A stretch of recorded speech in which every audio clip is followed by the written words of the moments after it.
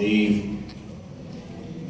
أعوذ بالله من الشيطان الرجيم بسم الله الرحمن الرحيم الحمد لله الذي هدانا لهذا وما كنا لنهتدي لولا أن هدانا الله لقد جاءت رسل ربنا بالحق ثم الصلاة والسلام على سيدنا ونبينا وشفيعنا ومولانا ومولى الثقلين ومحبوب رب المشرقين والمغربين وجد الحسن والحسين بالقاسم اللهم صل على محمد وعلى أهل بيته الطيبين الطاهرين المعصومين المظلومين ولعنة الله على أعدائهم أجمعين أما بعد فقد قالت فاطمة سلام الله عليها بسم الله الرحمن الرحيم والصلاة تنزيها لكم عن الكبر صلوات محمد اللهم صل على محمد وعلى محمد ماشاءاللہ الحمدللہ. محترم اور ذوی الاحترام سامعین گرامی، اہل بیت کے توسط سے آپ کی محترم بارگاہ میں حاضری کا شرف حاصل ہوا اور مسلسل ایام عزائے فاطمیہ کا سلسلہ عالمی تشیع میں جاری و ساری ہے اور آپ حضرات مسلسل مجالس سماعت فرماتے آ رہے ہیں. ان مجالسوں کا مقصد کیا ہے؟ اگر ان مجالسوں کا مقصد ہماری قوم کے بچوں اور بچیوں تک پہنچایا جا رہا ہے تو آپ کی محنت سوارت ہے، آپ کامیاب ہیں. اور اگر مقصد حل نہیں ہو رہا ہے تو پھر کوئی فائدہ نہیں ہے. جب تک مقصد پورا نہ ہو بس آپ آتے ہیں اور جو ثواب ملنا ہوتا ہے وہ مل جاتا ہے. اللہ کا کائنات وہ دے دیتا ہے. مجالس ازاح کی طرف جب آپ چلیں ایک تمہید میں آپ پیغام سماعت فرما لیں اور جو حضرات ہمیں مسلسل سنتے رہتے ہیں وہ جانتے ہیں ہم سیدھے سیدھے مجلس پڑھنے کے عادی ہیں. آپ سے کسی چیز کا کوئی مطالبہ درکار نہیں ہے. درمیانی گفتگو اگر کہیں کچھ بات سمجھ میں آتی چلی جائے تو بس آپ تھوڑا سا ساتھ دیتے چلے جائیں تو اس سے ایک مجلسی ماحول بنا رہتا ہے اور بات لینے میں اور بات دینے میں پھر مزہ آتا ہے، لطف آتا ہے اور آسانی سے بات آپ تک پہنچ جاتی ہے اور پہنچا دی جاتی ہے. دیکھیے جب آپ مجلس کی طرف چلیں ایسا نہیں ہے آپ کو پتہ نہیں ہے مگر ہم لوگ غافل ہو جاتے ہیں. جب آپ مجلس کے لیے اپنے گھر سے نکلیں خدا سب کے عزیز و اقارب دوست و احباب اور والدین کو سلامت رکھے. آپ سب کو خدا آپ کے اقارب کو عمر و برکت عطا فرمائے، امور میں برکت عطا ہو. جن کے والدین دنیا سے چلے گئے اگر وہ چاہتے ہیں کہ ہمارے والدین اس فرش عزا کے ثواب سے محروم نہ رہیں، ہر کوئی چاہتا ہے کہ ہمارے والدین اور ہمارے مرحومین اس فرش عزا کے ثواب سے محروم نہ رہیں، تو کیا کرنا چاہیے؟ جب آپ گھر سے چلیں تو آپ چلتے ہوئے اپنے گھر سے یہ عزم بالجزم ارادہ کریں یا آپ نیت کریں کہ میں جو اس مجلس میں جا رہا ہوں، مجلس زہرا سلام اللہ علیہا میں اس کے ثواب میں اپنے والدین کو بھی شامل کرتا ہوں. اور کیا؟ اور یہی قید نہیں کہ جن کے والدین نہیں رہے، جن کے والدین ابھی زندہ بھی ہیں الحمدللہ، یہ دوستو احباب، آپ ان کی جانب سے بھی نیت کر سکتے ہیں اس مجلس میں شامل ہونے کے لیے، اور جتنی بھی تعداد بڑھتی چلی جائے گی اتنا ہی ثواب خلاق عالم آپ کے نام عمل میں بڑھاتا چلا جائے گا، بڑھتا چلا جائے گا۔ ان باتوں پہ اصل میں روشنی نہیں ڈالی جاتی ہے تو ہمیں پتہ بھی نہیں چلتا ہے، پتہ بھی ہوتا ہے تو ہم غافل رہتے ہیں، جبکہ آپ چند لمحوں میں کتنا بڑا ثواب آپ حاصل کر سکتے ہیں شاید ہمیں اس بات کا اندازہ نہیں ہے۔ آپ دیکھیے اہل بیت کا دربار اور ہے، اور جو دنیا کے بادشاہ ہیں ان کا دربار اور ہے، کہ ان دونوں میں فرق کیا ہے؟ اگر کوئی دنیا کا بادشاہ یہ اعلان کرے کہ میں مثلا شام کو نماز کے بعد اس مسجد میں مثلا 100 بلینکٹ تقسیم کروں گا، اور یہ خبر ایک عام نہ ہو، تو اب کوشش یہ کی جائے گی کہ ظاہر سی بات ہے کہ اگر 100 افراد پہنچ گئے تو ایک ایک ملے گا،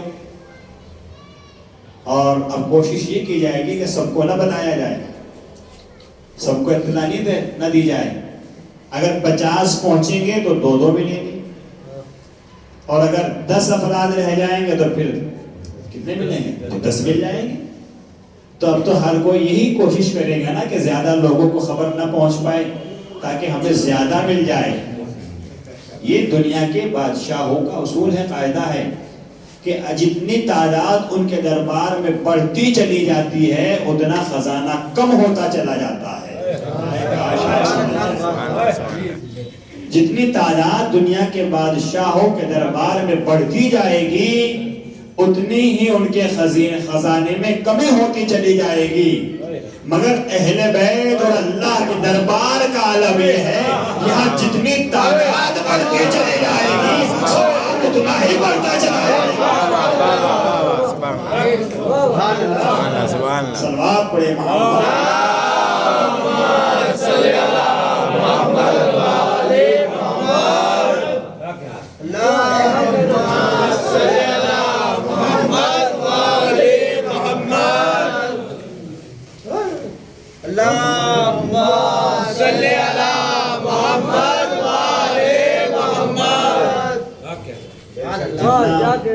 یہاں تعداد بڑھے گی اتنا آپ کا ثواب بھی بڑھتا چلا جائے گا۔ یہ جو شہزادی فاطمہ زہرا سلام اللہ علیہا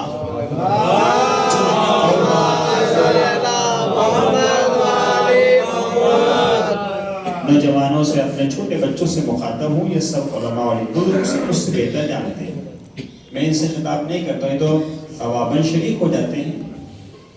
آپ سنیے یہ جو فقرہ، یہ جملہ جو میں نے پڑھا ہے نا، اس کی تلاوت کیے، یہ کس کا جملہ ہے؟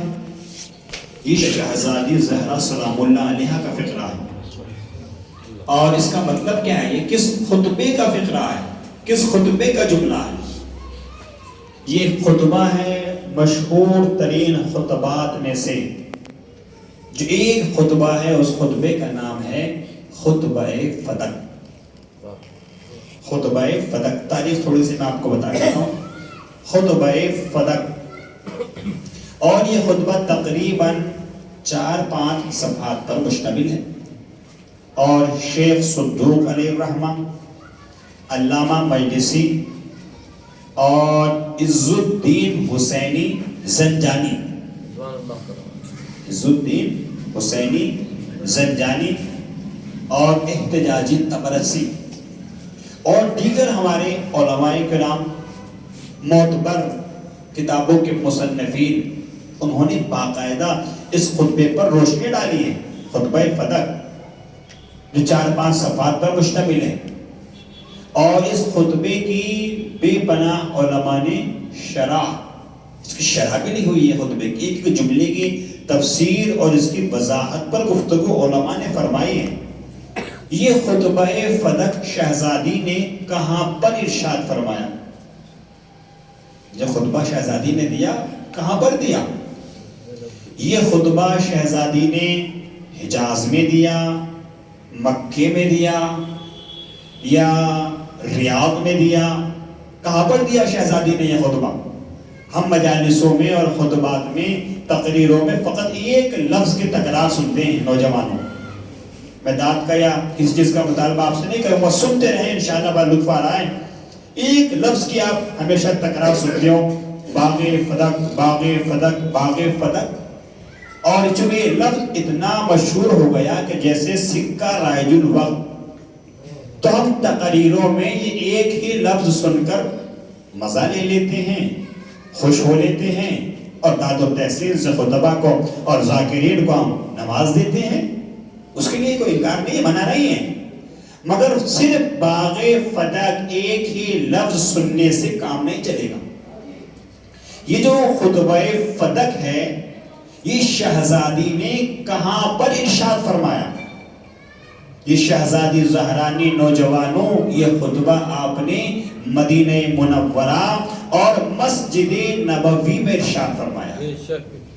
مسجد نبوی, اتنا کم سے کم یاد رکھیے گا, یہ خطبہ شہزادی نے مدینہ منورہ اور مدینہ منورہ کی جو مسجد ہے, اعلیٰ مسجد, اس مسجد کا نام ہے مسجد نبوی, اس میں شہزادی زہرا نے خطبہ ارشاد فرمایا, بی بی زہرا نے.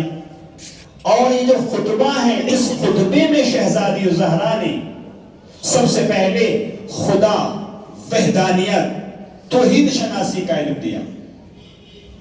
شہزادی نے اس خطبے میں معاد شناسی, قیامت کی پہچان کرائی. شہزادی نے امامت کا فائدہ بتایا. شہزادی نے اس خطبے میں, زہرا نے اس خطبے میں اپنے بابا کا مقصد بعثت رسالت بتایا کہ اللہ نے میرے بابا محمد مصطفیٰ کا انتخاب کیوں کیا, کیوں انتخاب کیا. اس پر آپ نے, اس بعثت پر آپ نے, اس مقصد پہ آپ نے روشنی ڈالی زہرا سلام اللہ علیہا نے. اور اسی خطبے میں شہزادی نے تحفظ ولایت علی ابن ابی طالب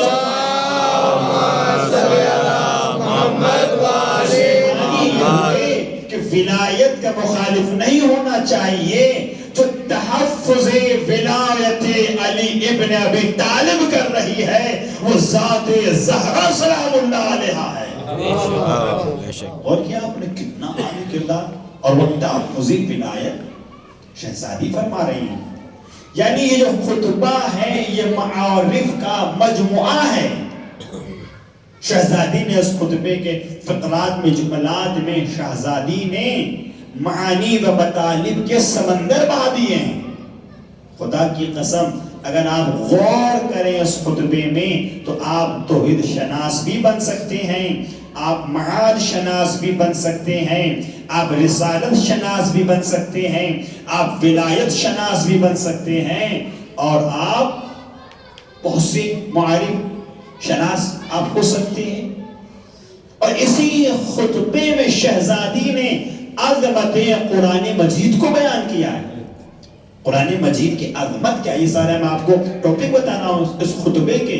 اگر کوئی پوچھے کہ خطبہ فدق جو ہے اس میں کیا ارشاد فرمایا گیا, آپ جو فدق کرتے ہو اس میں کیا ہے, اس کا بیک گراؤنڈ, اس کا باطن کیا ہے, تو شہزادی نے اسی خطبے میں عظمت قرآن مجید کو بیان کیا. اور شہزادی نے اسی خطبے میں قانون اسلام, آئین اسلام پر گفتگو کی ہے. یہ جو اللہ نے شریعت کے قوانین واجب کیے ہیں ان پر شہزادی نے روشنی ڈالی ہے. جو میں نے فقہ پڑھا اس کا ترجمہ کر رہا ہوں, اور جتنی بھی داد دینا ہو, نعرہ لگانا ہو, وہ آپ مجھے مت دیجئے گا, یہ میرے لیے نعرہ نہ لگائیے گا. جتنی بھی آپ داد دیجئے گا شہزادی زہرا سلام اللہ علیہا کو دیجئے گا. مجھے تو بیان کرنے کا طریقہ نہیں آتا, میرا انداز اتنا بہتر اور اتنا اچھا نہیں ہے, مگر آپ شہزادی کا جملہ یاد رکھیے گا. شہزادی زہرا نے شریعت کے قوانین کو اللہ نے کیوں واجب کیا, اس سب سے پہلے شہزادی نے نماز پر بتایا کہ اللہ نے نماز کو کیوں واجب کیا. کہا نماز پڑھیے, واجب ہے. کیوں؟ وجہ تو ہوگی, کوئی ریزن تو ہوگی, کوئی سبب، کوئی علت، کوئی کاؤز تو ہوگا نا کہ اللہ نے نماز کو کیوں واجب کیا بندوں پر؟ کہ اللہ نے اپنے فائدے کے لیے نماز کو واجب کیا ہے؟ شہزادی نے اسے خطبے میں ارشاد فرمایا کہ اللہ نے جب اس مخلوق کی تخلیق فرمائی تو اس مخلوق کی تخلیق میں پروردگار عالم کی کوئی غرض شامل نہ تھی. خدا کو کوئی لالچ نہ تھا تم سے، خدا کو تم سے کوئی فائدہ نہیں تھا. اللہ کو یہ غرض نہیں تھی کہ تم اس کی عبادت کرو گے، سجدہ کرو گے تو وہ مسجود کہلائے گا. نہیں، وہ تو اور ہستیاں ہیں کہ جب انہوں نے سجدہ کیا تو مسجود پہچانا گیا. کچھ بولے گا وہی جو پہچانا ہوگا، جو جانتا ہوگا وہی بولے گا.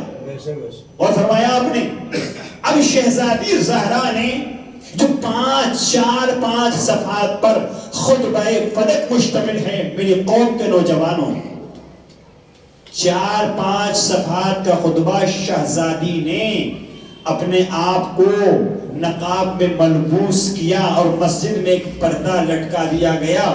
اس پردے کے پیچھے بیٹھ کر شہزادی نے یہ 4-5 صفحات کا خطبہ تقریباً 4-5 گھنٹے میں ارشاد فرمایا. بتائیے آپ 4 صفحات آپ کتنی دیر میں پڑھ سکتے ہو؟ مشکل سے 5-7-10 آدھا گھنٹہ، اس سے زیادہ تو نہیں. مگر وجہ کیا تھی کہ شہزادی کو اتنی دیر کیوں لگی؟ چونکہ شہزادی زہرا ایک ایک قانون کی وضاحت فرما رہی تھی. کیوں کہ چونکہ لوگ اسلام کا ٹھیکیدار بنے ہوئے تخت اسلام پر بیٹھے ہوئے تھے، جو اس بات کے مدعی تھے کہ ہم اسلام کے ذمہ دار ہیں، ہم اسلام کے ٹھیکیدار ہیں. تو انہی ٹھیکیداروں سے شہزادی نے سب سے پہلا سوال کیا کہ یہ تو تم جانتے ہو کہ اللہ نے نماز کو واجب کیا ہے، مگر یہ بتاؤ کہ اللہ نے نماز کو کیوں واجب کیا؟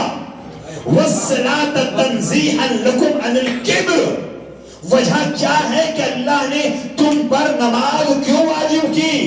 تو شہزادی نے ارشاد فرمایا، شہزادی زہرا نے، کہ نماز کو اللہ نے اس لیے واجب کیا تاکہ تم تکبر سے محفوظ رہو.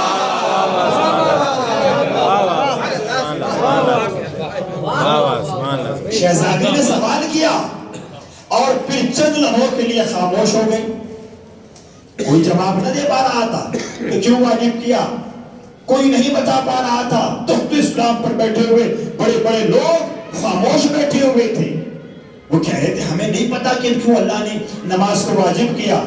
تو اب شہزادی زہرا نے فرمایا کہ سنو، تم نہیں بتا سکتے کہ اللہ نے نماز کو کیوں واجب کیا، کہ ہم کیوں نہیں بتا سکتے کہ اس لیے کہ نماز تمہارے ذہن میں نازل نہیں ہوئی ہے، نماز ہمارے گھر کے آنگن میں نازل ہوئی ہے.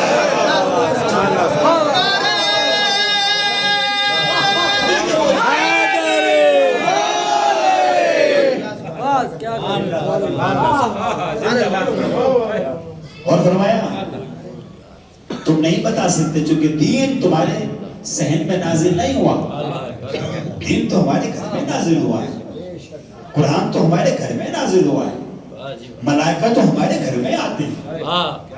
ایک ایک جملے کی شہزادی وضاحت فرما رہے ہیں. یہ جو شہزادی زہرا نے خطبہ فدق کیا ہے؟ یہ تقریباً مدینے سے 180 کلومیٹر کی دوری پر ہسٹری آف فدق. یہ ایک علاقہ ہے، ایک ایریا ہے، اور اس میں ایک نہیں تقریباً 7 باغات تھے اور بہت بڑا ایک رقبہ تھا. یہ تو یہ پیغمبر اسلام کو یہودیوں نے دیا تھا، اور پیغمبر اسلام نے اس فدق کے علاقے کو، ان باغات کو پیغمبر اسلام نے اپنی بیٹی شہزادی زہرا کو آیت قرآن نازل ہونے کے بعد، وَمَا يَنْتِقُ عَنِ الْهَوَىٰ إِنْ هُوَ إِلَّا وَحْيٌ يُوحَىٰ، آپ نے حکم الہی کی پابندی کرتے ہوئے اپنی ہی زندگی میں، یہ نہیں کہ زندگی کے بعد ملے گا، اپنی ہی زندگی میں شہزادی زہرا کو پیغمبر اسلام نے ہبہ کر دیا تھا، اپنی زندگی میں آپ کو دے دیا تھا. اور جو اس کی انکم تھی وہ قرابت داروں میں تقسیم ہوا کرتی تھی. یہ ایک مختصر سا خاکہ، ایک ہسٹری جو میں نے آپ کو مختصر سے بتائی. تو جب پیغمبر اسلام اس دنیا سے گزر گئے تو بعض حکومت کے لوگوں نے، آپ سمجھدار ہیں، وضاحت کی ضرورت تو مجھے نہیں ہے، آپ سمجھ سکتے ہیں اشارے بھی جو میں تاریخ آپ کو بتا رہا ہوں. تو بعض اسلام کے ٹھیکیداروں نے یہ کہہ کے اس بات کو ریجیکٹ فرما دیا، ریجیکٹ کر دیا، اس بات کی تردید کر دی، مخالفت کی کہ نہیں یہ تمہارا حق نہیں ہے. کسی کہا زہرا سلام اللہ علیہ کو یہ تمہارا حق نہیں ہے. کہ کیوں میرا حق کیوں نہیں ہے؟ کہ اس لیے تمہارا حق نہیں ہو سکتا. اب اس کے دعوے میں، اس کے ثبوت میں جھوٹی حدیث گھڑ کے پڑھی گئی. کیا حدیث پڑھی گئی؟ کہ نبی اپنے بعد اپنے مال کا کوئی وارث نہیں بناتا ہے، نبی کوئی ارث نہیں چھوڑتا ہے، کوئی ورثہ نہیں چھوڑتا ہے. نبی جب اپنا مال کا وارث نہیں چھوڑتا ہے تو تم کیسے ہو سکتی ہو؟ وہاں حدیث پڑھی گئی. تو جب وہاں حدیث پڑھی گئی تو ادھر زہرا نے قرآن کی تلاوت فرمائی. دلیل میں شہزادی زہرا نے حدیث نہیں پڑھی چونکہ حدیث تو بدلی گئی.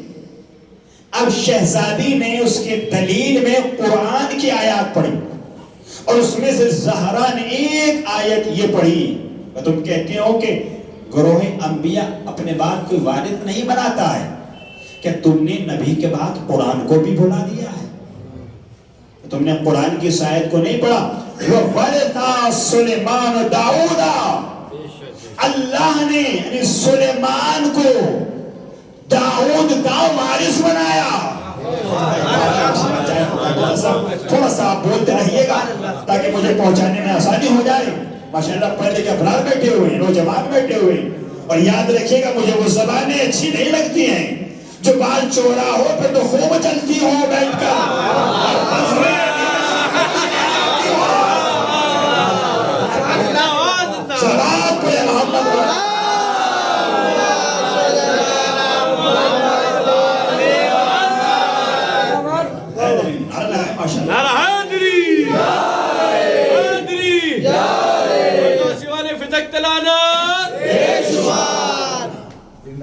بہترین نعرہ لگایا موقع کا. یہ باقاعدہ بات آ گئی، اس نعرے پہ یاد آ گیا مجھے. یہ مفضل سے 7ویں امام نے پوچھا کہ یہ بتاؤ یہ تمہارے داہنی طرف ملک بیٹھا ہوا ہے، اس کا کام کیا ہے؟ کہ اس کا کام ہے نیکیاں لکھنا. جب ہم کوئی نیکی کرتے ہیں نا تو یہ مصروف ہو جاتا ہے، مشغول ہو جاتا ہے. اور اس جملے کو اکثر اپنی تقریر میں مرحوم شہید علامہ ناصر عباس بھی باقاعدہ تواتر کے ساتھ اس کو پڑھتے تھے وہ اکثر، اور کہتے تھے یہ بتاؤ مفضل یہ تمہارا بائیں طرف ملک فرشتہ بیٹھا ہے، اس کا کام کیا ہے؟ کہ مولا جب ہم کوئی بدی کرتے ہیں، گناہ کرتے ہیں، شر کرتے ہیں، غیبت کرتے ہیں، برائی کرتے ہیں تو یہ لکھنا شروع کر دیتا ہے. یعنی جب ہم نیکیاں کرتے ہیں تو یہ والا بزی مصروف ہو جاتا ہے، اور جب ہم اس کے برخلاف عمل کرتے ہیں تو پھر یہ والا لکھنے میں مصروف ہو جاتا ہے. اس کا مطلب تو یہ ہوا کہ ایک وقت میں ایک ملک مصروف ہوتا ہے، دونوں ایک ساتھ تو مصروف نہیں ہوتے. اگر آپ نیکی کر رہے ہیں تو پھر بدی تو نہیں کر رہے ہیں نا، تو پھر یہ لکھ رہا ہے، بدی کر رہے ہیں تو پھر یہ لکھ رہا ہے.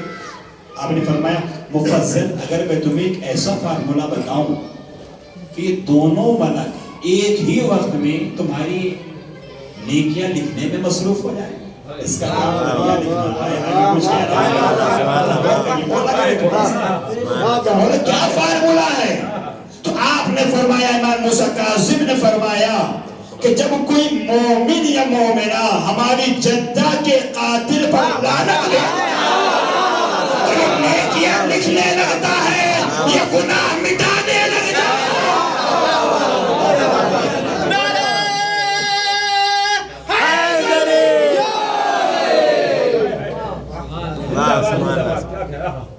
یہ بہترین امام نے فرمایا. یہ نہیں کہ آپ گلیوں میں یہ کام کرتے پھر، ایسا نہیں.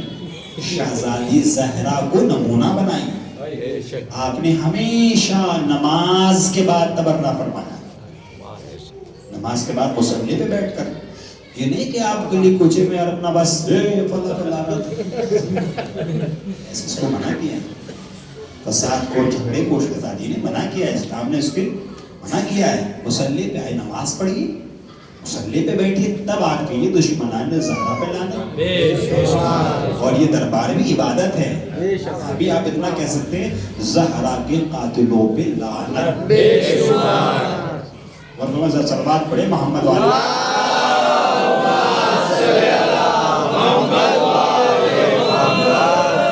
تو شہزادی نے فرمایا کہ اللہ نے ادھر آپ نے آیت قرآن پڑھی، وہاں حدیث پڑھی جا رہی تھی، اور یہاں قرآن پڑھا جا رہا تھا. پہلے کہہ رہے تھے کہ ہمیں حدیث کافی ہے، اور پھر کہہ رہے تھے ہمیں قرآن کافی ہے. یعنی کبھی کہتے ہو کہ ہمیں حدیث کافی ہے، اور کبھی کہتے ہو کہ ہمیں قرآن کافی ہے. شہزادی بتانا کیا چاہتی ہو کہ میں یہی تو بتانا چاہ رہی ہوں، نہ حدیث پہ ان کا ایمان ہے، نہ قرآن پہ ان کا ایمان ہے.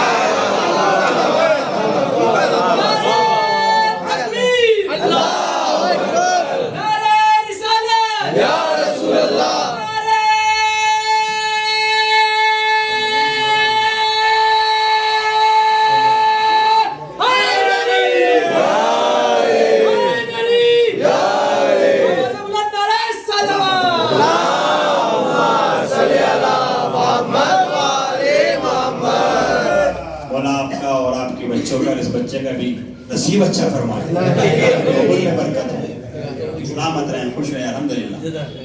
اور فرمایا آپ نے کہ دیکھو بتانا چاہتی ہوں نہ حدیث پہ ان کا ایمان ہے، نہ حدیث پہ رکتے ہیں، نہ آیت پہ رکتے ہیں. کہیں تو اسٹینڈ لو. نہ حدیث پہ ان کا ایمان، نہ قرآن پہ ان کا ایمان. قرآن پڑھا شہزادی نے. اچھا یہ بتائیے شہزادی زہرا کیا وہاں دربار میں یہ فتح لینے آئی تھی؟ چھوٹا سا علاقہ ان کی نگاہ میں چھوٹا سا ہی ہے، ہماری نگاہی میں تو بہت بڑا ہے، مگر شہزادی کی نگاہ میں کیا ہے؟ اس کے اوقات ہے. اہل بیت کی نگاہ میں کیا ہے؟ کچھ نہیں ہے. کیا اس کے محتاج ہیں فاطمہ؟ کیا اس فتح کی زہرا محتاج تھی؟ کہ اس کی ضرورت تھی ان کو؟ کہ وہ اس کا سارا انکم جو ہے بینک بیلنس کروا رہی تھی؟ بتائیے. کہ اس کو اکٹھا کر رہی تھی، کہ جمع کر رہی تھی اس کا دادیرا؟ کیا جب شہزادی کو ضرورت نہیں تھی. اور اختیار کا عالم تو یہ ہے اس گھرانے کا، زمین پہ بیٹھ کر جو جنت کا کھانا منگا زمین پہ بیٹھ کر، تو کیا وہ اس باغ کے خرموں کے کھانے کے محتاج تھے؟ اس کو ضرورت تھی. جو زمین پہ بیٹھ کر اس گھرانے کے بچے لباس جنت منگوا لیتے ہیں. اور فقط یہی کردار نہیں، اس گھر کی تو کنیز فضہ بھی جنت کا کھانا منگا لیتے ہیں. تو جب غلاموں کا، کنیزوں کا یہ عالم ہے، یہ اختیار ہے، اور یہ جب چاہیں زمین پہ بیٹھ کر سورج پلٹا لیں، چاند کو شگافتہ کر لیں، ستارے کو دروازے پہ بلا لیں، اور خدمتوں کے لیے، جاروب کشی کے لیے ملائکہ ان کے دروازے پہ فخر محسوس کریں، چکیاں چلانے کا افتخار سمجھیں، تو کیا انہیں اس معمولی سے رقبے کی شہزادی کو ضرورت تھی؟ کہ شہزادی پھر آپ کیوں آئی؟ کہ مجھے پتا تھا کہ یہ نہیں دیں گے، مگر میں اس لیے آئی تاکہ جہنمی کو جہنم کا پروانہ دے دیا جائے.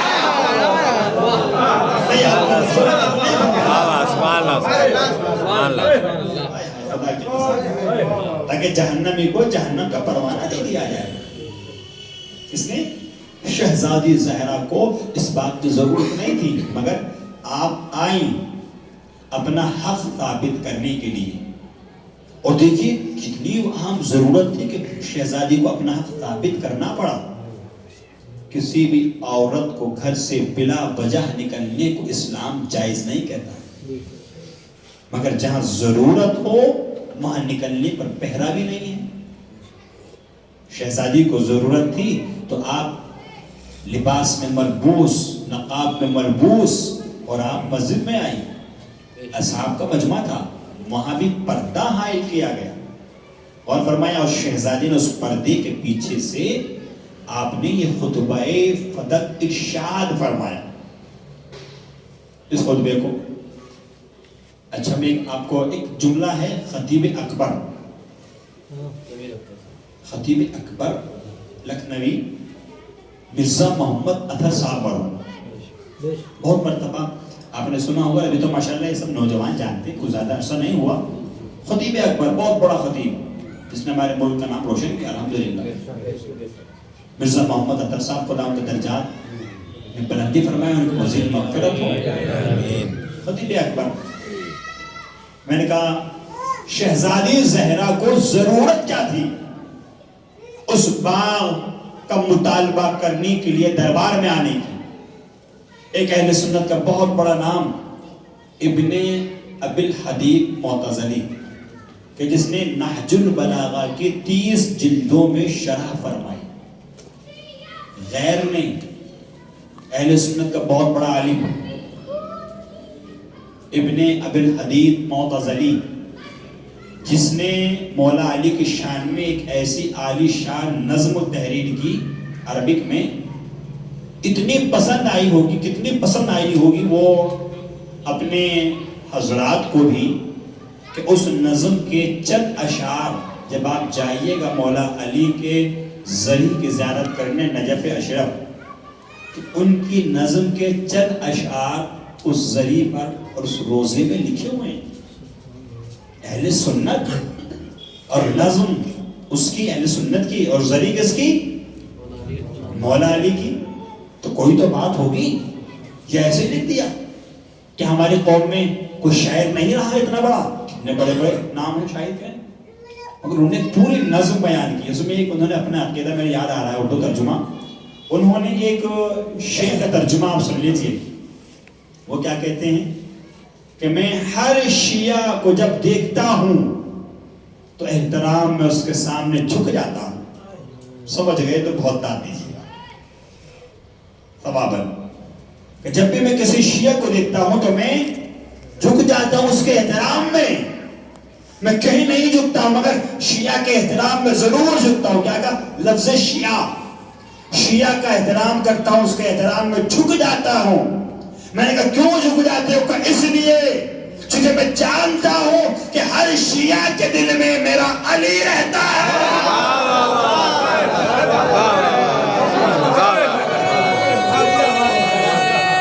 ہر شیعہ کے دل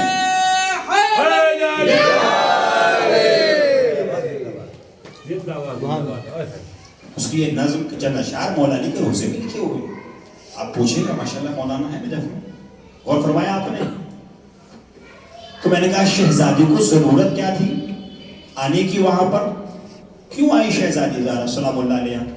تو اسی ابن ابی الحدید جب اپنی کلاس میں بچوں کو پڑھا رہا تھا تو ایک شاگرد نے درمیانی کلاس سوال کر لیا کہ سرکار یہ بتائیے باغ فلک زہرا کا تھا یا نہیں؟ کہ بالکل زہرا کا تھا. کہ اچھا زہرا کا تھا, بالکل زہرا کا تھا. اب آپ مجھے یہ بتائیے کیا زہرا سلام اللہ علیہ پیغمبر اسلام کی بیٹی تھی؟ بے شک انہی کی اکلوتی بیٹی تھی زہرا سلام اللہ علیہ. کہ اچھا اب آپ مجھے یہ بتائیے, ابن ابی الحدید سے سوال ہو رہا کہ سرکار اب یہ بتائیے زہرا جھوٹ تو نہیں بولتی تھی؟ لیکن نتیجہ آپ اس سے پہلے پہنچے تب آپ کو لطف آئے گا کہ زہرا جھوٹ تو نہیں بولتی تھی, کہ یہاں تو ترک اولا کا تصور بھی حرام ہے, سوچنا بھی حرام ہے. کہ جب زہرا جھوٹ نہیں بولتی تھی اور زہرا کا دعویٰ سچا تھا, پیغمبر کی بیٹی ہے اور جھوٹ بھی نہیں بولتی ہے اور دعویٰ بھی سچا تھا, تو پھر اسلام کے ٹھیکیداروں نے, دعویٰ کرنے والوں نے زہرا کو باغ فدق دے کیوں نہیں دیا؟ کہ اگر زہرا کو وہ باغ فدق دے دیتا تو پھر فوراً زہرا اپنے شوہر کی حکومت کا مطالبہ فرما لیتی. حکومت بھی تو میرے شوہر کی ہے, اگر باغ فدق دے دیتے جتنا سمجھو گے اتنا بولو گے. اگر یہ باغ فدق زہرا کو دے دیتے تو اب زہرا کو سچا مانتے اور پھر ان کے دعوے میں حکومت بھی چھوڑنا پڑتی. حکومت بھی چھوڑنا پڑتی. تو قربان جاؤ شہزادی کے ذہنے پر کہ کتنا عالی ذہن کی مالکہ تھی فاطمہ زہرا سلام اللہ علیہا کہ شہزادی نے اپنے دشمن کو دو راہے پہ لا کے کھڑا کر دیا.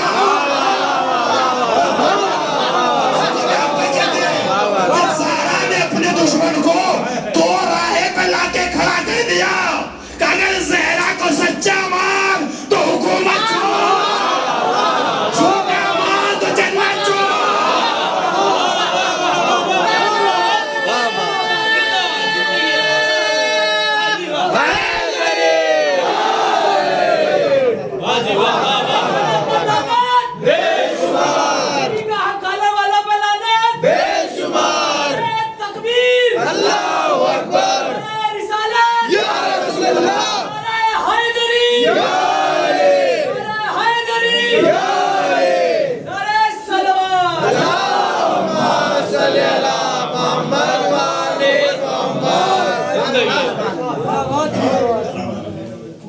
اور فرمایا آپ نے دو راہے پہ لا کے کھڑا کر دیا کہ اگر سچا مانتا ہے تو حکومت چھوڑ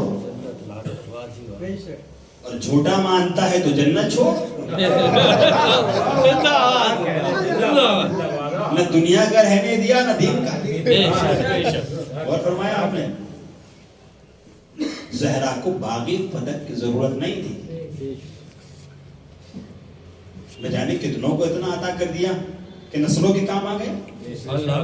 خدیجۃ الکبریٰ کا مال کہاں گیا؟ کتنا مال تھا, کہاں کس راہ میں خرچ ہوا؟ انفاق کیا نا خدیجۃ الکبریٰ نے. حتیٰ کہ جب مولا کائنات جناب زہرا سے موازنہ فرما رہے تھے تو اس پر مقامی فخر پر مولا علی نے ایک جملہ کہا جناب زہرا سلام اللہ علیہ, اور آپ نے کہا کہ میں صاحب تقوی خاتون بنت اسد کا بیٹا ہوں. فوراً شہزادی زہرا نے کہا پھر میں خدیجۃ الکبریٰ کی بیٹی ہوں. مولا کائنات نے کہا کہ میں جنت اور جہنم کا تقسیم کرنے والا ہوں. جناب زہرا نے کہا میں اپنے محبوں کو جہنم سے بچانے والا ہوں. ٹاپک الگ ہو جائے گی بات. یہ اگر میتھڈ نکل گیا بڑا مشکل ہو جائے گا میرے لیے, تو بات یہ رہنے دیجیے. زہرا کو باغی فدق کی سماعت پڑھ لیجیے محمد والے.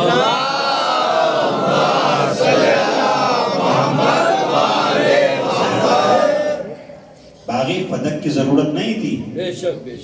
بتانے گئی تھی کہ نہ دین پہ ان کا ایمان, نہ قرآن پہ ان کا ایمان, نہ حدیث پہ ان کا ایمان. ایک مثال دو اور مجلس اس پہ تمام ہو جائے گی. یہ مثال بھی خطیب اکبر کی ہے, مولانا مرزا محمد عطا صاحب. ان کی یہ مثال ہے. اگر مثال سمجھ گئے, مجھے نہیں پتا کہ کس پیمانے پہ یہ جملہ جا کے رکے گا. باغی فدق لوگوں نے لوٹ لیا, غصب کر لیا, چرا لیا, اس میں سے چھین لیا. غصب کر لیا, چھیننا ہی ہوتا ہے, غصب کر لیا.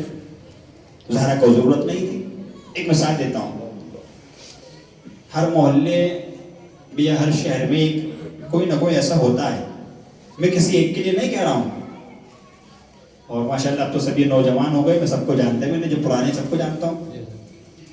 یہاں کا جو جمعہ ہے, سب سے پہلا جمعہ جب آپ نام آئے گا نا تاریخ میں, تو میرا آئے گا. سب سے پہلا جمعہ یہاں کس نے قائم کیا؟ تو جانتے ہیں ماشاءاللہ بجوا بیٹے. اور فرمایا آپ نے, تو ہر شہر میں کوئی نہ کوئی ہوتا ہے. ایک شہر میں, ایک محلے میں ایک صاحب جو بڑے مشہور, پیسہ بہت ہے ان کے پاس میں, بے پناہ ثروت اور بے پناہ دولت, بے پناہ مال ان کے پاس میں ہے, مگر بخیل ہیں. مگر بخیل ہے. اچھا انہیں عمدہ کھانا پسند ہے, اچھے اچھے کھانے کے شوقین ہیں, مگر بخیل اتنے بڑے ہیں کبھی اپنی جیب سے نہیں کھاتے.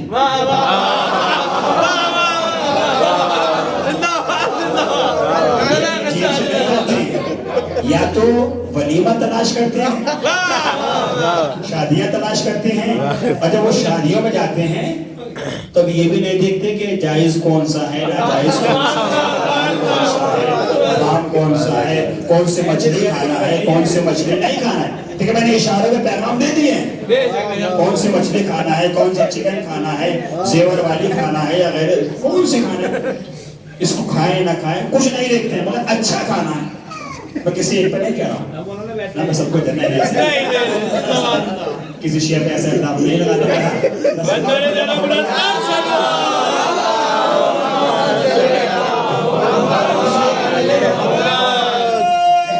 چائے پینے کا شوق ہے،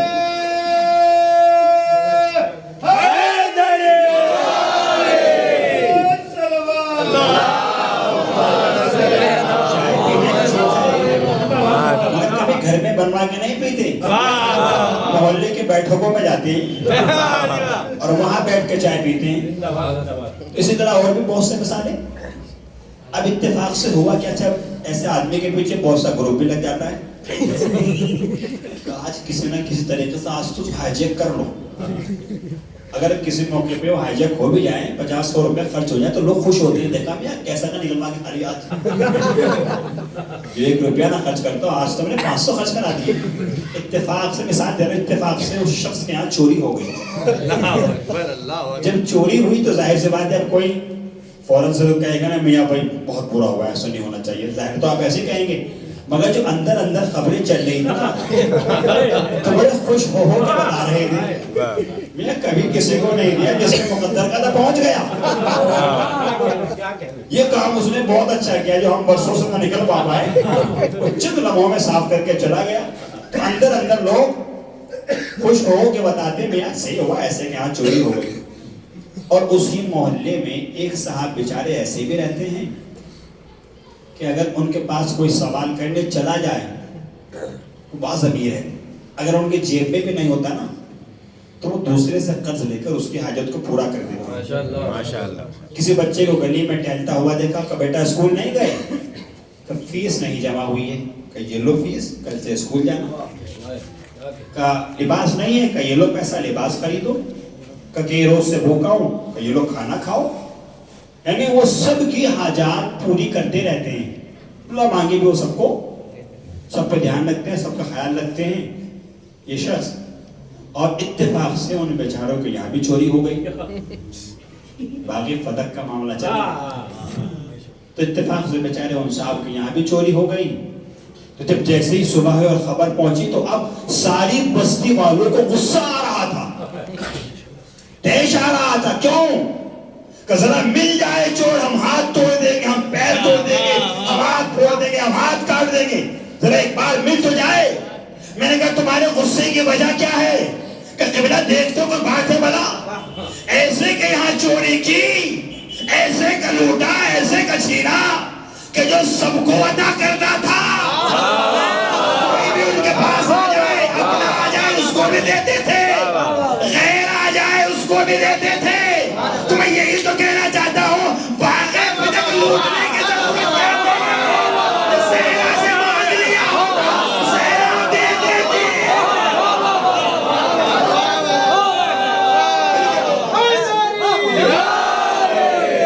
لبیک یا زہرا، لبیک یا زہرا، لبیک یا زہرا، لبیک یا زہرا، لبیک یا زہرا، لبیک یا زہرا.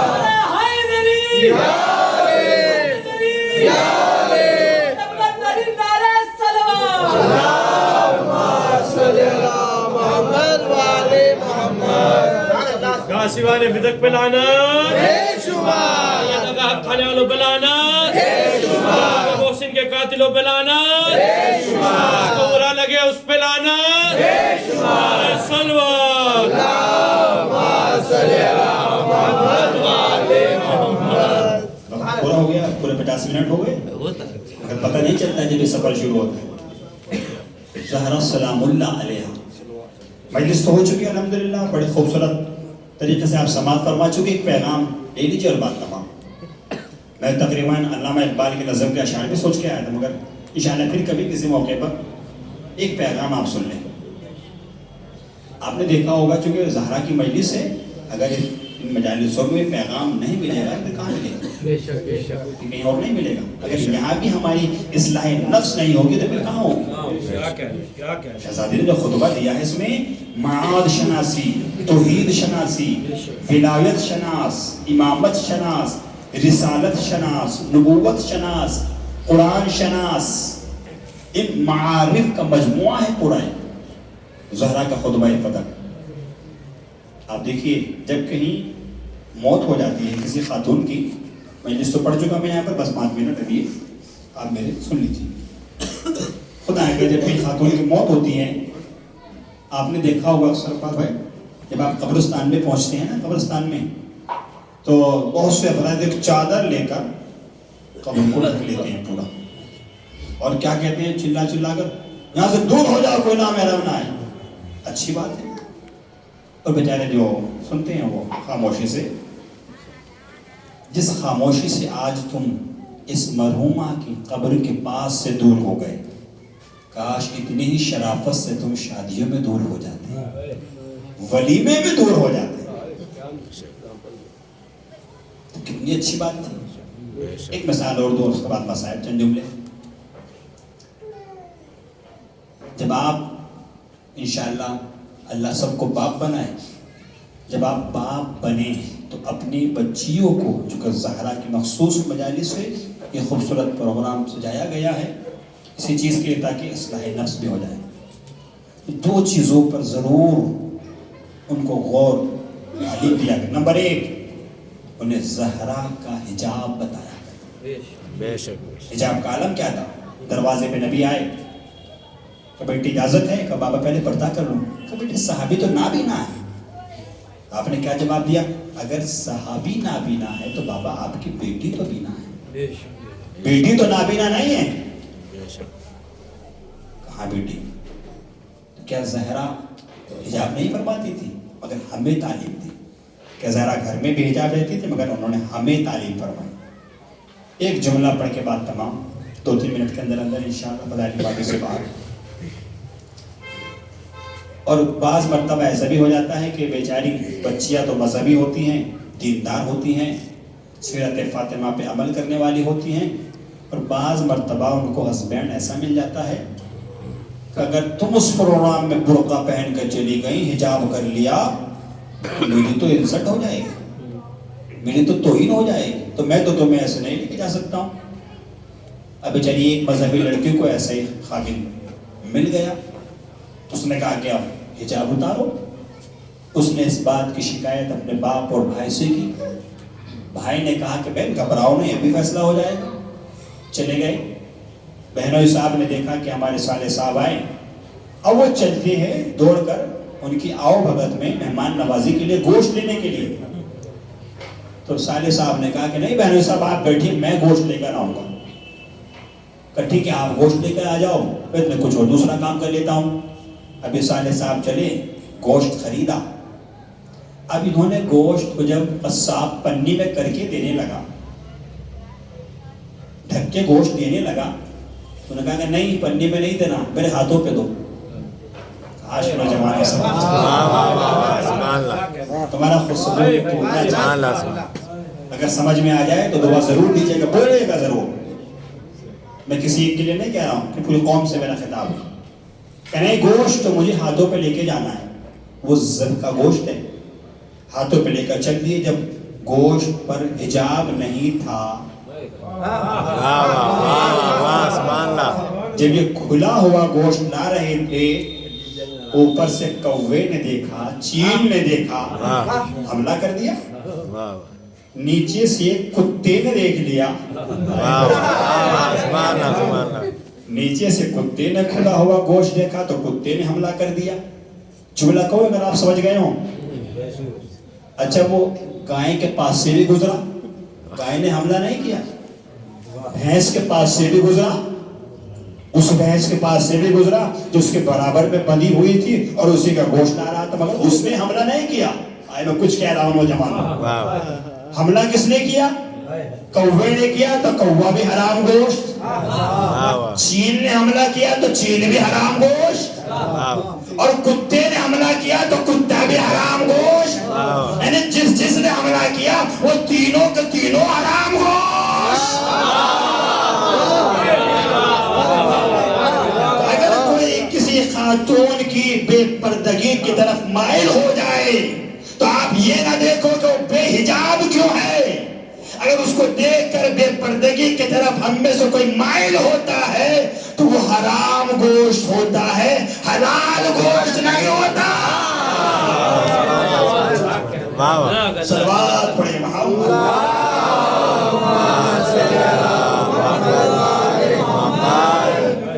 فقط خواتین ہی پر پردہ نہیں ہے, پردہ مردوں پر بھی ہے. آپ خود پردہ کریے, آپ اپنی نگاہوں کو نیچا رکھیے.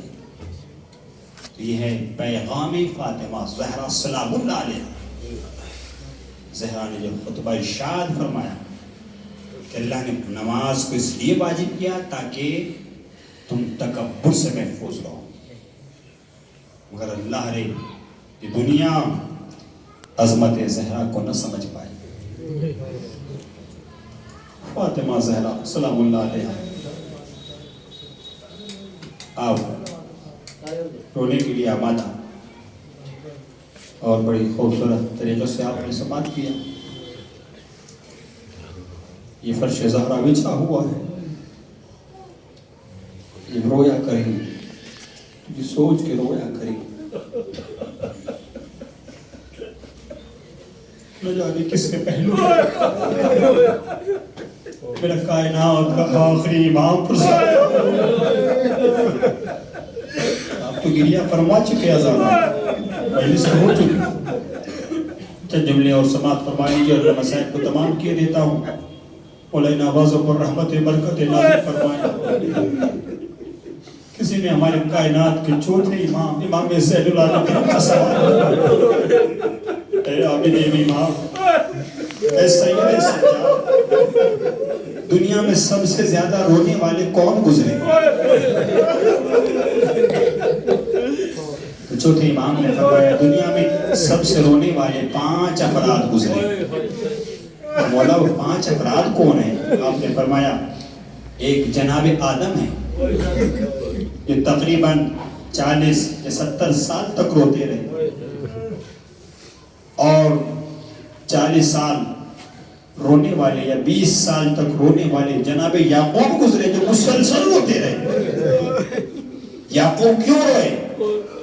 جب یعقوب کی آنکھوں کے سامنے سے ان کا بیٹا یوسف اوجھل ہو گیا, یعقوب اس کے فراق میں گریہ فرماتے رہے.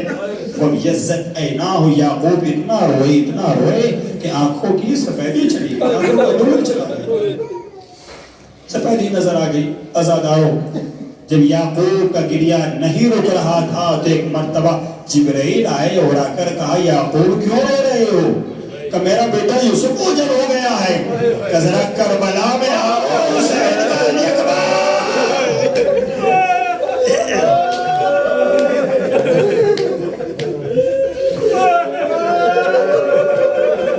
آپ قیامت کا گریہ فرما چکے. جیسے اکبر کا نام سنا تو یعقوب آپ کا گریہ تھم گیا, ہم اس سے مدد نہیں ہو سکتے. احساس رلاتا ہے عزادار. ایک مرتبہ جناب یوسف زندان میں قید خانے میں 9 سال تک مسلسل ہوتے رہے. زندان میں کون؟ جناب یوسف نبی اللہ. جب زندان میں آپ کا گریہ تھم نہیں رہا تھا تو زندان میں جبرائیل آئے اور آ کر پوچھا یوسف رو رہے ہو؟ کہا میرا گریہ تھمتا نہیں, میں دل کو قرار نہیں آ رہا ہے. کہ یوسف یہ بتاؤ تم قید خانے میں تنہا ہو یا بہنیں بھی ساتھ میں آئی ہیں؟ کہ ذرا سید سجاد کو دیکھو, شام کا قید خانہ, ساتھ میں فاطمہ کی بیٹیاں, ایک چھوٹی سی بہن سکینہ.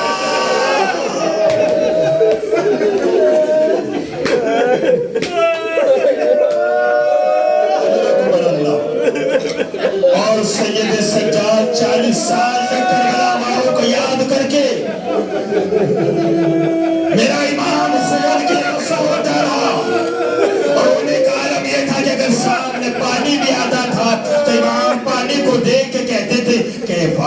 وہ قد قتل حبیب تشانا یہ پانی کیسے پیوں میرا بابا پیاسا زبا کر دیا گیا اگر میرے امام کے سامنے کھانا آتا ہے تو کھانا دیکھ کے میرا امام کربلا کا رخ کر کے کہتا ہے کیفا کرو قد قتل حبیب جوانا یہ کھانا کیسے کھاؤں میرا بابا بھوکا زبا کر دیا گیا اجرکم اللہ اور سب سے زیادہ گریہ کرنے والا کون گزرا ہے آخری فطرہ آزادارو حق گریہ تو مدہ نہیں کر سکتی ہے نا آزادارو آخری فطرہ کمولا یہ بتائیے اور سب سے زیادہ گریہ کرنے والا کون گزرا ہے آپ نے فرمایا سب سے زیادہ گریہ کرنے والی میری جدہ فاطمہ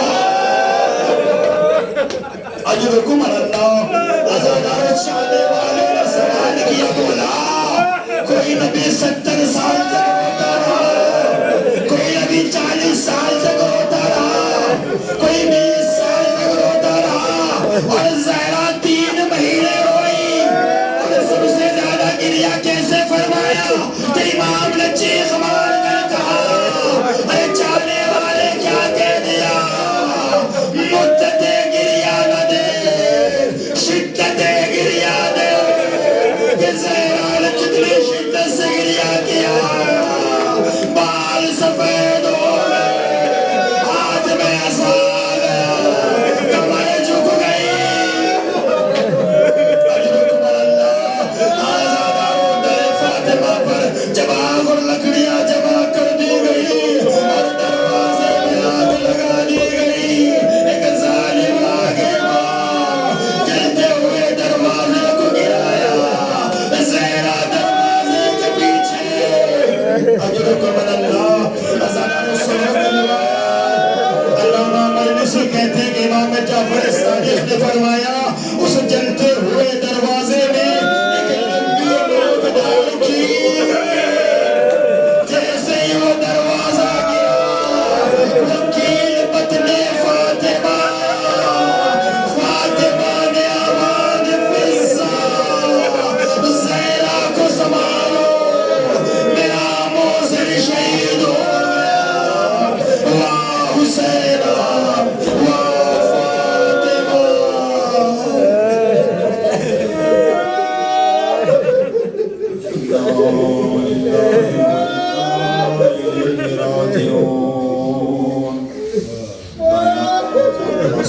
وسیلے سے ان آوازوں پر رحمت نازل فرماؤ مزار مقدسہ کا تحفظ